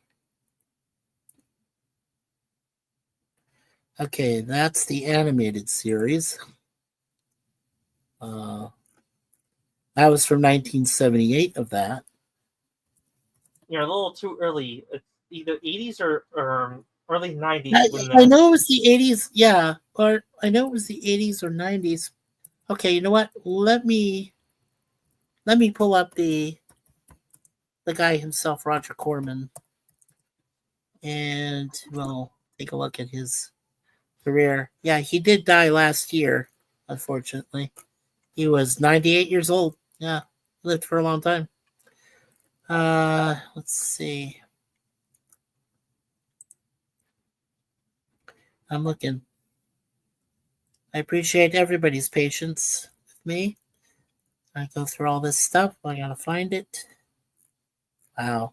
He did a lot of films, this guy. Okay. So let's try to get to the 80s. Oh, I found it. You did? Okay. Well, one of them anyway. If it's the one we're thinking of, let's see here. Was it 80s or 90s? 94. It's the unreleased one. Oh, that was the Roger Corman one? I honestly I don't know, but it's the one I seen through another YouTuber that did the Fantastic Four movie marathon reviews. Let's see here. Yeah, here it is. He was executive producer for that. Yeah, that was the one I was just talking about. The director was Oli Sassoni. It featured Alex Hyde White, Jay Underwood, and Rebecca Staub. Alex Hyde White played Dr. Reed Richards. Rebecca played Susan Storm. Jay Underwood played Johnny Storm. And Michael Bailey Smith played Ben Grimm. Yeah, Roger Corman was the executive producer of that. That was a crazy ass one. That was pretty bad. And I will Yeah. say this: I would say that the early 2000s Fantastic Four, call me, that's my guilty pleasure. Fantastic Four. Yeah. Do you call it a franchise of the early 2000s Fantastic Four franchise of the early 2000s, or would we just call it the Fantastic duology series or something? I'll tell you what, I would call the franchise when it began as an animated series in 1978, and then it finally became live action. But as I said, the Roger Corman produced version was supposed to be the first live action version to come out of it since its inception as animated feature, and it did bad. I mean, it did real bad. So then they waited 13 years, and then they came out with the one version I told you had, you know, the guy Ewan Griffith, who was in he was in another future TV series. Justice and Well, he was in. No Oh, sorry. Ordinary Family. Yeah, but he was also in San Andreas with Dwayne the Rock Johnson. He was in that. He was in a that crazy disaster film, and they're going to be doing a second one this year. Like, oh crap! Yeah, I've seen the trailer for that. It's called San Andreas 2. That's going to be interesting. But at least it won't bring Ewan's character back because he was a douchebag. Anyway, but getting back to Fantastic Four. So then 2007, you had Jessica Alba, you had Ewan Griffith, you had an early Chris Evans, and that was actually a pretty good one. Then what they did was they came out with Fantastic Four, since that one did pretty well, and that also has an appearance from the late Stan Lee. Then they brought back another one called Fantastic Four and the Silver Surfer, and they had a different guy that was in that costume, but Lawrence Fishburne was the voice of the Silver Surfer. So for that movie, and I thought that was okay, but not great. I mean, it was kind of worse than the original one. So from 2007. Yeah, So especially the way they did Galactus in that movie. Oh God, Galactus! Oh please, don't even get me started with Galactus. That was bad. That was bad. And I mean, and you know what's going to scare me is when we haven't talked about this yet, but we should the next time because I know we're kind of running out of time. But the next time we talk about sci-fi movies and stuff, we really should concentrate on what we've heard so far about Avengers: Secret Wars, and then what Kevin Feige and the wonderful people over at the DC want to do with a crossover between DC characters and Marvel characters. And I'm curious to see how that's going to turn out. Yeah, and before we wrap up, just one quick statement or observation. I realized why they did the Lady Silver Surfer with bad CGI in the 2025 reboot. We all know why. Because if you look at the 2007 one, you know where I'm going with this. The Silver Surfer in that one was basically naked. And now you know why they did the 2025 female Silver Surfer like that with bad CGI. We all know why. and I would say, look, just go all the way. Do equal representation like Gorilla wants. Just do a full-on, either make her have very little clothing to cover up her private area, or just go on full-on nude model with a very skippy outfit like a cat suit. Absolutely, yeah. And we have Pleasant Valley Picker, our friend from BC. Welcome, brother. He says halfway through a crazy afternoon. And he also said, had friends helping me clean. They went for a coffee break, so thought I'd listen to you weirdos. Okay. Hey, I'm proud to be a weirdo. For a short time. Okay, cool. Well, welcome, PvP. we're almost done, my friend.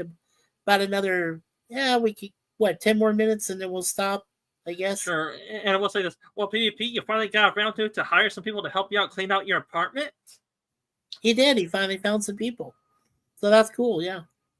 That's All great. right. Yeah. And That'll help and me clean out. That'll be good. Yeah.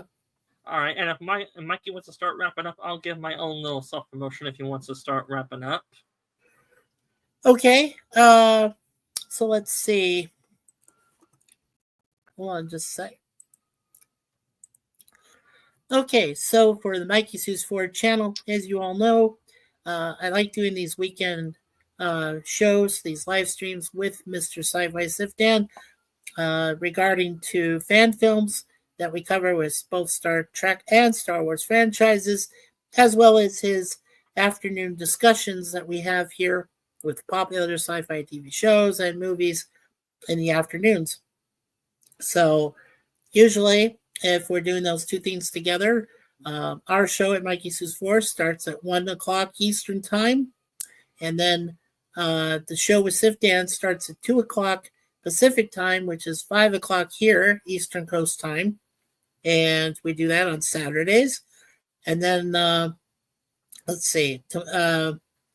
Monday, of course, starts my regular webcams where I do the shows of Red Dwarf and TOS and Get Smart, and of course the greatest TV series ever, A-Team, and those are at 1 p.m. Eastern every day, Monday through Thursday.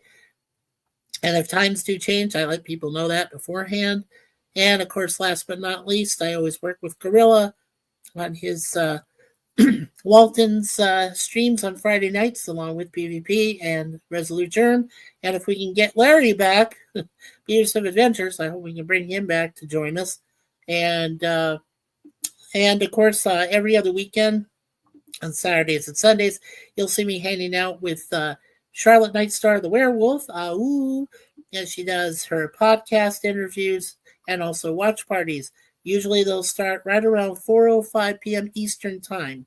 So on Saturdays and Sundays. So it's a lot to see, a lot to check out. Make sure you always visit both Sci-Fi Sithdan's channel. He has two channels, don't forget. He also has a Sorcerer Dan channel.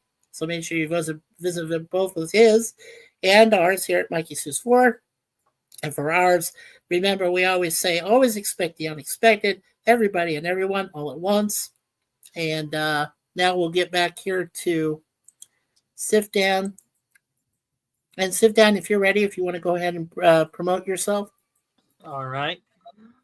To all of Mikey Sues Force fans and chatters and viewers and panelists that are with us today, I'm Sci-Fi Sithdan. You should cover sci-fi TV shows or movies. On my main channel, Sci-Fi Sithdan, I cover my Dark Matter 2015 TV show watch party, usually on Wednesdays at 5:30 Pacific Time. If my fellow co-host is available to watch them with us, he usually is. And I do my live streams usually on Saturdays between 2 and 4 p.m. Pacific Time on my main channel. But today, Mikey was gracious enough to share my live stream time with him today, and I'm grateful for that. And I try to upload a new video on my new YouTube channel at the end of the previous week, or beginning of next week. I do crossover events with members of the sci-fi community, like Gorilla's Central Thoughts and Resolute Germ and Mikey Sues 4, among others, if they will allow it. Usually do, they're nice guys for that. And I do have a secondary channel called Old War Sorcerer Dan. On that one, I cover Japanese anime with different cartoon TV shows or other topics. And right now, with my co-host, we're doing the Overlord watch parties. We're about ready to wrap up season 4 somewhat next week, unless Overlord starts to produce out season 5 at the last second. But right now, we're wrapping up Overlord season 5. Season 4. It's a dark fantasy adult TV show. If any of you like dark fantasy anime, check that out. I do my watch parties on my secondary channel, Old War Sorcerer Dan, usually on Fridays, 8 p.m. Pacific Time. I may do it a little early, depending if Gorilla's Sense for Thoughts cancels his Walton stream next week or this week, or however you say that phrase. If so, I may bump up my watch party hours a little bit to try to not go as late into the night for my co-host because he has to go to bed in the morning for the next day. And let's see here. Every new watch hour and watch minute for all of us here in this community encourages us to make more content for you guys, as well as hopefully make some dollars off YouTube besides our day jobs. And before Mikey decides to finish up his stream, PvP has one last thing to say to Mikey. If Mikey wants to read PvP's last chat, if Gorillas decides to cover that on Monday. Yes. Pleasant Valley Picker PvP was reminding me that on Monday, here in Canada, is our major election for the next Prime Minister of the country. And so Monday night, Gorilla's going to do a special streaming of the Canadian election results throughout our country. I know PvP will be a co-host to him. I know that I'll be helping out because I am a transplanted Canadian. So, and and weeks later, okay. And so hopefully, this coming Sunday, don't forget, Gorilla's doing his next live cinema his live cinema Sunday movie, Terminator 3, The Rise of the Machines. So we'll watch that on Sunday night. We'll help him out on Monday. Like I said, PvP and I will help him out. And hopefully you can join us too, Sithdan, as we go through the Canadian election process. Tuesday will be our friend Gorilla's live cigar lounge, and he'll be talking about stuff there. And then on Wednesday night, right around 10:30 Eastern, I think we established that PvP and I will be starting our own show called JAS Live, which means just another stream. And we'll talk about one subject first for a few minutes, and then we'll go into other different subjects, not involving any politics or anything like that, hopefully. But I know you can't always avoid that. But it'll be something that we came up with, and I'm excited. I think it's going to be a nice cleanup after Gorilla does his cigar lounge. We can do it on Wednesdays as sort of hump day and get through everything. And so that should be a lot of fun. So we'll be doing that. And also, PvP said I started. Okay, you started listening to Dan's description, and weeks later he finished. Well, I will say this, PvP. Well, you're one to talk. You have a pretty chatty mouth on you too. When you guys go on different topics on Gorilla's live stream, so you're one to talk. Oh, come on, guys, be nice. Come on. No, we're all. You know what's great about it is, sometimes, my wife Suzanne calls me a chatterbox, and she's absolutely right. I love talking. I love hearing the sound of my voice. I know that Dan occasionally will say he's probably the same, maybe not all the time, which is totally fine.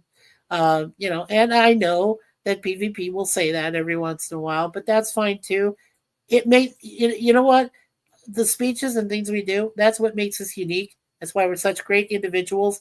And not only that, but we're actually good friends with each other. And I think that's why shows like these are going to start to succeed even more and more, because people want to hear the smart people, and